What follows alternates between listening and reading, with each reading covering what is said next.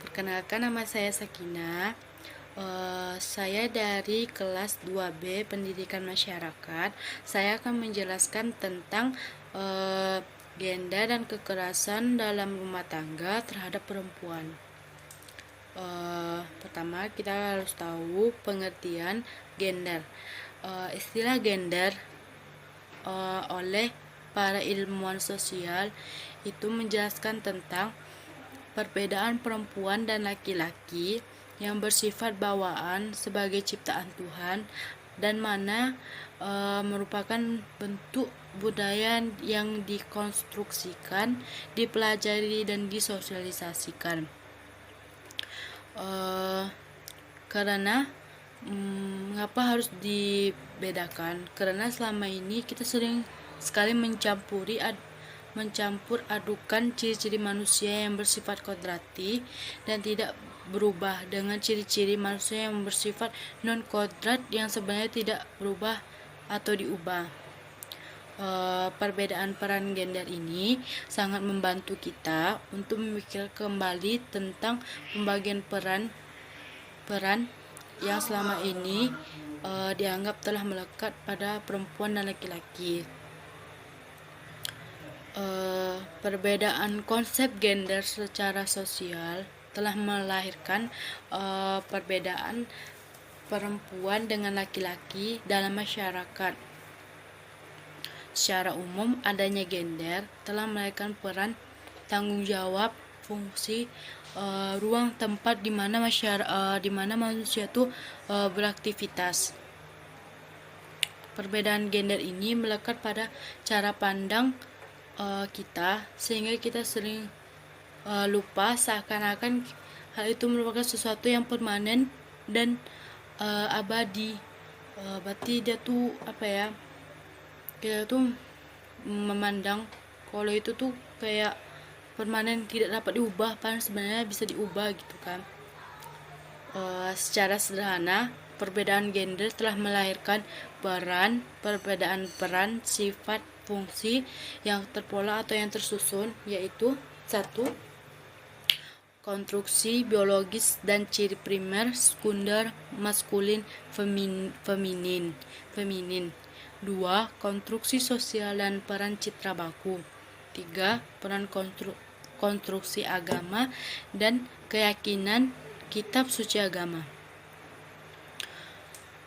Anggapan bahwa sikap perempuan feminin atau laki-laki maskulin itu sesuatu yang mutlak, kepemilikan manusia atas jenis kelamin biologisnya. Gender adalah perbedaan peran, sifat, tugas, fungsi, dan tanggung jawab laki-laki atau perempuan yang dibuat, dikonstruksi oleh masyarakat dan dapat berubah sesuai dengan perkembangan zaman. Jadi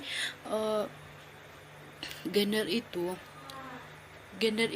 peran laki-laki dan perempuan, sifat laki-laki dan perempuan, tugas dan fungsi laki-laki dan perempuan, yang mana perempuan dan laki-laki itu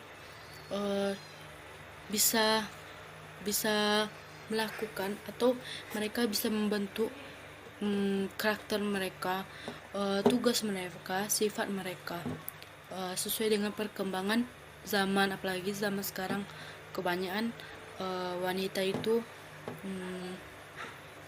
memiliki kesetaraan pada laki-laki, ya kan sekarang perempuan lebih nggak mau kalah dengan laki-laki, karena dia berpikir perempuan tuh perlu juga kerja gitu, harus punya penghasilan gitu. Seperti itulah. Terus nih, kita tuh kebanyakan kita ini menggabungkan kata gender dengan seks, padahal sebenarnya gender dengan seks itu berbeda. Kalau seks itu perbedaan jenis kelamin yang ditentukan secara biologis yang secara fisik yang melekat pada jenis kelamin perempuan atau laki-laki. uh, perbedaan jenis kelamin itu sudah kodrat dan sudah ketentuan Tuhan, sudah ketentuan Allah, sehingga sifatnya permanen atau universal. Jadi seks itu yang melekat pada perempuan atau laki-laki itu tidak bisa dirubah, tidak bisa ditukarkan atau kayak manapun, karena itu udah bersifat mutlak, udah menetap, gak bisa diubah-ubah. Itulah bersifat mutlak kalau seks. Kalau misalnya gender itu perbedaan antara laki-laki dengan perempuan, berarti dia lebih ke sifat, peran dan fungsi, berarti karakter, tugas. Gender tuh lebih ke situ, bukan ke jenis kelamin, tapi lebih ke sifat, ke tugas, karena itu bersifat relatif, karena dia dapat berubah, dapat ditukarkan. Kemudian itulah sifat-sifat yang dapat terjadi dalam waktu ke waktu.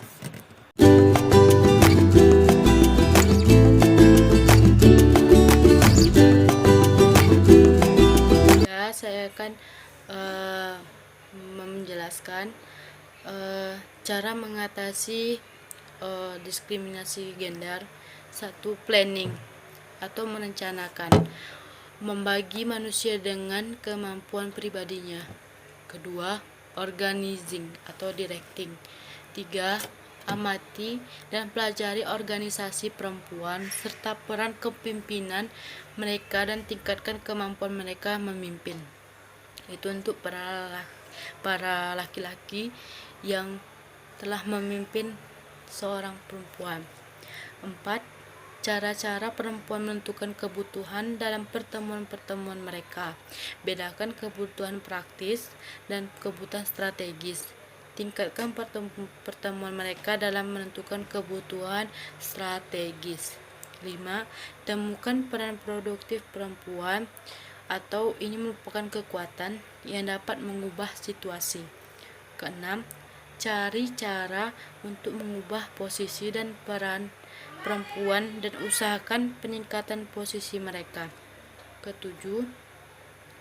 Cari faktor-faktor penyebab yang membuat perempuan kurang mempunyai akses dalam masyarakat, baik dilihat dari aspek sosial, ekonomi, dan politik. 8. Identifikasi kebutuhan khusus perempuan seperti pelindungan dari tindak kekerasan. 9. Catat semua hak perempuan sebagai pribadi serta tingkatkan pendidikan perempuan muda tentang hal-hal yang berhubungan dengan menstruasi dan kehamilan. Ini merupakan cara mengatasi masalah-masalah gender yang perempuan tidak mengetahui bahwa yang tidak mengetahui bahwa dirinya sangat berharga. Dirinya bukan untuk dimainkan. Inilah untuk mengatasi perempuan gender.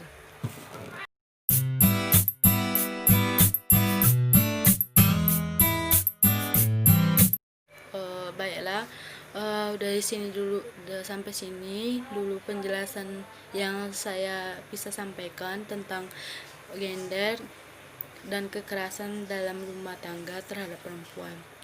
Jadi kita sebagai perempuan, kita harus tahu bahwa perempuan itu mempunyai peran yang sangat penting untuk bagi laki-laki, karena perempuan ini bisa diandalkan.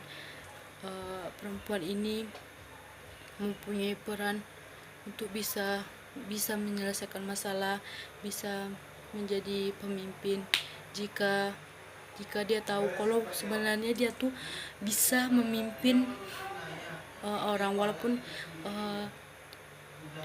memimpin sebagai negara, ibu kota negara, atau sebagai tempat kerja, tapi kita tidak bisa memimpin dalam rumah tangga, karena dimana memimpin dalam rumah tangga itu adalah seorang laki-laki atau seorang suami.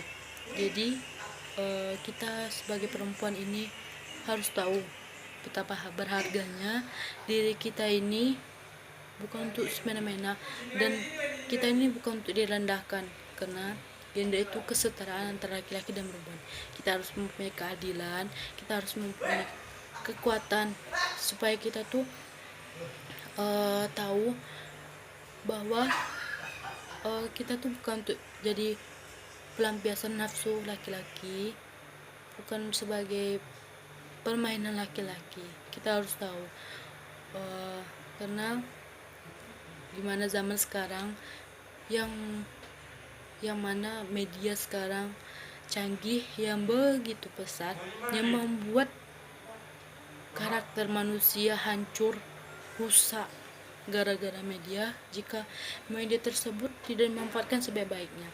Jadi kita sebagai penerus bangsa harus tahu dan harus bijak bagaimana kita mempergunakan media, bagaimana kita memperlakukan diri kita.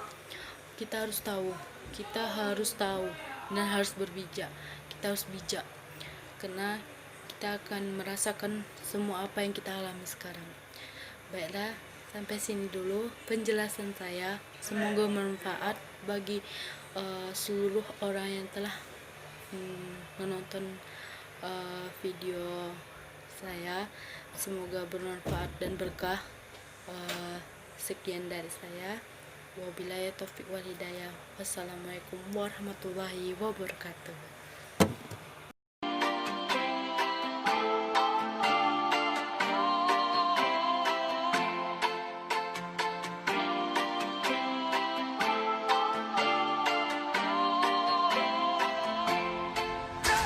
You call me on the telephone, you feel so far away.